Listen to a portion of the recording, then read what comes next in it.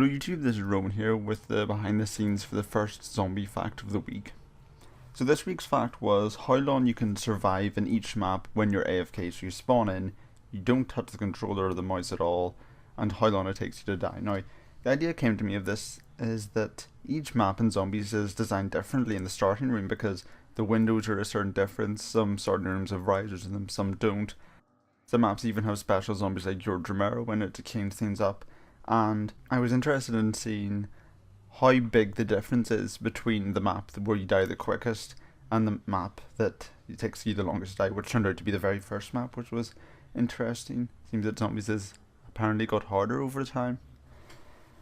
So to get this fact, the first thing I had to do was record it, and because each game of Zombies is different, because different zombies prioritize different windows, and in some maps you even spawn in different parts of the starting room depending on which game you're in. So to make it fair on each map, I decided to play each map 10 times, and then the average of those 10 times would be the map's official score. But that meant, of course, playing through every single map in Zombies 10 times, and even though I'm not doing anything and the game's barely ever lasted more than a minute long, it took a whole day to just record every single map.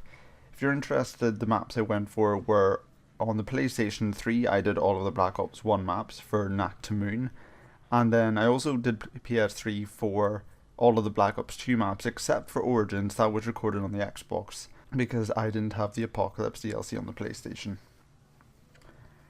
So once I had the footage, I had to come up with a specific time because each map has different intros and events, so I had to know a specific point where I was going to start the timer and when I was going to stop it. Now, I thought this would be quite easy because Moon actually has a timer on you when you spawn in Area 51. The amount of time you survive in that time, which is where you die on Moon, because you will never be able to get to Griffin Station if you don't move. So I thought it would be simple. I guess work out how Treyarch put the timer and I'd just replicate that for every other map.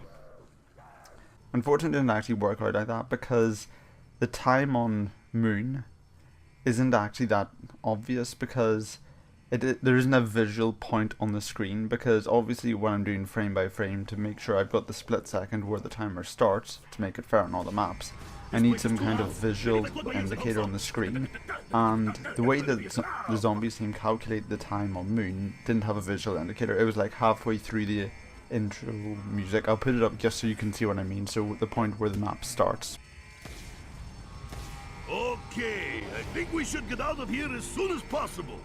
Now this meant I had to come up with my own idea, so I decided that the one thing that is pretty much common in every Zombies map is the round one. It pops up in the middle of the screen, and I thought that I decided that the frame that the round one became visible would be the frame where everything starts recording, because even if you're not in control of your character yet, and so it could be argued that the game hadn't started yet, I decided that this would be a common factor for all maps to make it fair.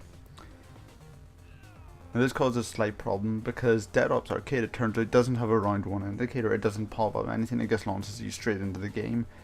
So we didn't have a reference point for Dead Ops to work alongside all the other maps. However, in Black Ops 1, the round one appears as the screen fades in because it fades from black into the map, and the round one pretty much instantly appears as well. So because this was a Black Ops 1 zombie map, I decided that if there was a round one in Dead Ops, it would have popped up at the start anyway. So Dead Ops counter is as it fades in, so as soon as you can make out the map in the frame, that's when the timer started for Dead Ops. And I decided that the timer would stop when you're killed by a zombie. So when you're killed, because even if you get on your controller and try and stop it, it's too late by then, so that's the end of the timer. There was a slight problem with this as well, because on the Black Ops 2 maps, Transit, Die Rise and Buried, the persistent power up for Painkiller comes into effect, because obviously I was dying in AFK again and again and again, and that meant that I was going to earn it because I wasn't getting kills, but I was dying, so it came into effect, which meant I could take twice as many hits. So for the Transit, Die Rise and Buried timers, I had to time it so when I was hit for the second time, to make it fair with all the other maps, because in every other map you get hit twice, you get killed. In those I was getting hit 4 times, so I limited to 2 just to be fair. There's also another problem with recording on Dead Ops, because obviously you wanted to play the map 10 times and that was it. But Dead Ops had its own problem because, as it turns out, you can actually survive round 1 in Dead Ops AFK, because whenever you die you create an explosion that kills zombies, and then you're given a brief period of invincibility where every zombie who touches you dies.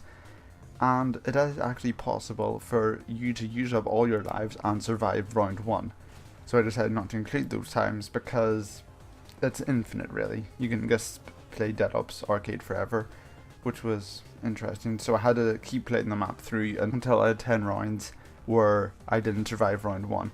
And it was actually quite common. It was about 1 in 3 times I played Dead Ops you would survive round 1, which is quite funny because in every other map, if you survive round 1, somehow you would have just gone on to round 2. But on Dead Ops you actually have to move into round 2 in a different area. So because you're AFK you can't do that, so you stay in round 1 forever. So that was interesting. So once I had all of the footage recorded for it, I had to go into Vegas and cut down each video to those specific in and out bits, and then I just had to get all the times, average them out, get the averages and put them on the table. So there's a table of every single time I recorded on each of the 10 playthroughs of the map, and it's actually quite interesting to see how much it varies. Like on some maps I survived for about a minute, some maps I survived for 20 seconds. Like I think Town is the best example of that, because Town is a very slow starting map, but there are actually zombie spawns very close to the player. So if you get a riser close to you, the map is over almost instantly if you're AFK. But then if they start spawning in the upper buildings and have to tear down the barricades and then get out, you can survive for up to a minute. So quite a lot of variation in the times. I also decided, just as a matter of interest, to see what were the other times for 2 maps that were unique. The first was Moon, because you don't actually start round 1 when you load the map and you start in Area 51. You have to get to the teleport and go to Moon. So as a matter of interest, I decided to look to see how long your time of survival is in Griffin Station from round 1 onwards, because the time was when you start the map to where you die.